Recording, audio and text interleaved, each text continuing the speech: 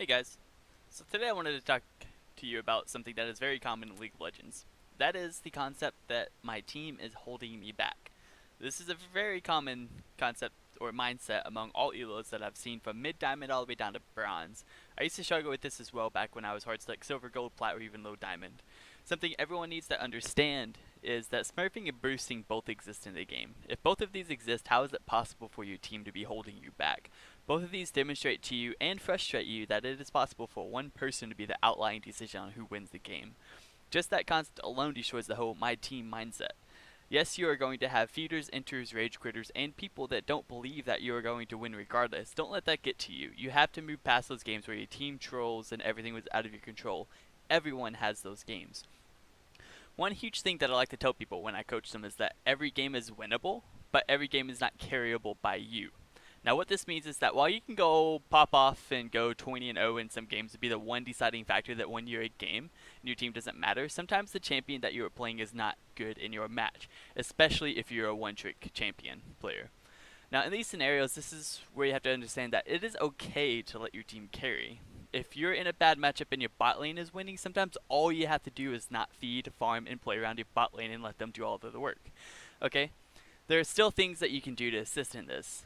If you are not able to hard win your lane, but you are confident that a fed AD carry can win you the game, this is where you have to help your AD carry get to that point, and that's what you can do to help carry your game. Okay?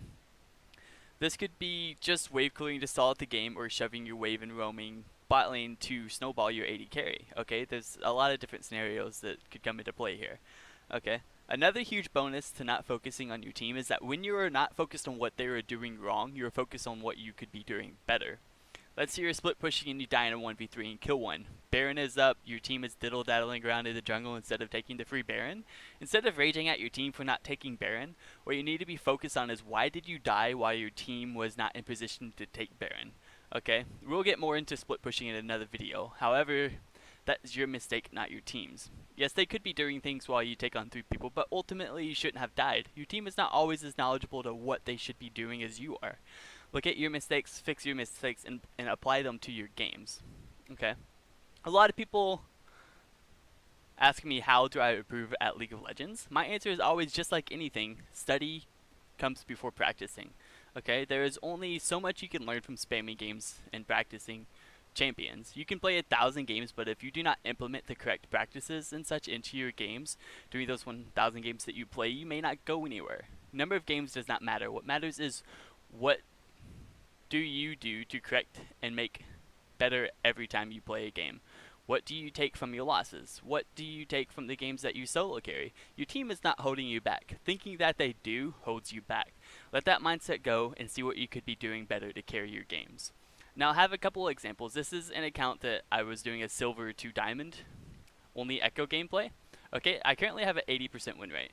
Now, 4 of those losses are from me trying to get to silver. I probably shouldn't have played echo, so I could have had a more accurate win rate. But I've skipped gold 4, I've skipped gold 2 as well, and this is an account that wasn't unranked. If it was unranked, I would be diamond already, playing 41 games with over an 80% win rate. Okay, but it was gold 3 last season, so I wanted it to be a little bit more difficult and not just fly to diamond getting 32 points a game.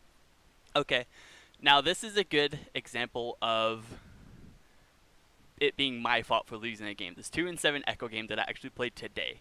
Okay, now I had just woken up, I had a headache, I wasn't feeling like at my best, I hadn't had any coffee, I had some things stressing me out at the time, but I hopped into a game anyway, and I played absolutely horribly.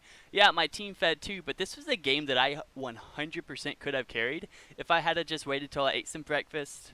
I probably should have taken a shower and just refreshed everything before I hopped into this game, and I 100% would have won this game. Like, the players on the other team weren't good, but I allowed them to be better than my team whenever I could have been easily just killing everyone.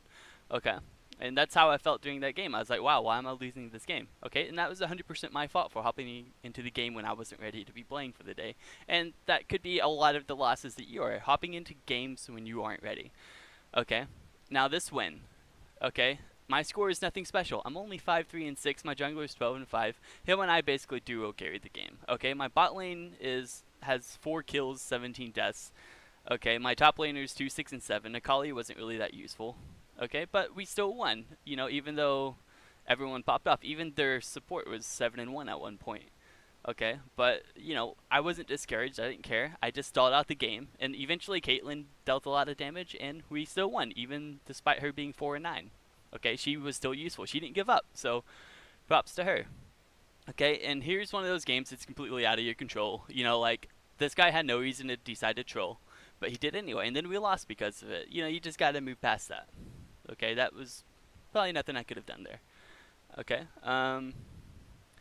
this game, this is another one where like their Draven is 15-7. Okay, we were getting pushed into our base, and I was strong. My bot lane, like no one else was really strong on my team, but we did have a Master Yi. Darius was originally 0-7, I believe, but he didn't give up, and eventually I got to where I could just insta-kill Draven, and that's what I did. They tried to team fight, I insta-kill Draven, and then we won. See, there's a lot of different scenarios that pop up, and you just have to figure out what is the best thing that you can do to carry your games. Okay, so I hope this really helped you guys. I hope that this really helps you to improve at League and get rid of this my team mindset. So I thank you all for watching. Leave me feedback on other things that you want me to coach on and that can help you learn and improve at League. I also stream. The link will be down in the description. So if you want to come check me out and learn in real time what you could be doing better and how to carry games, especially in low elo, because I do a lot of smurfing, feel free to come check me out. Alright, I'll see you guys next time. Peace.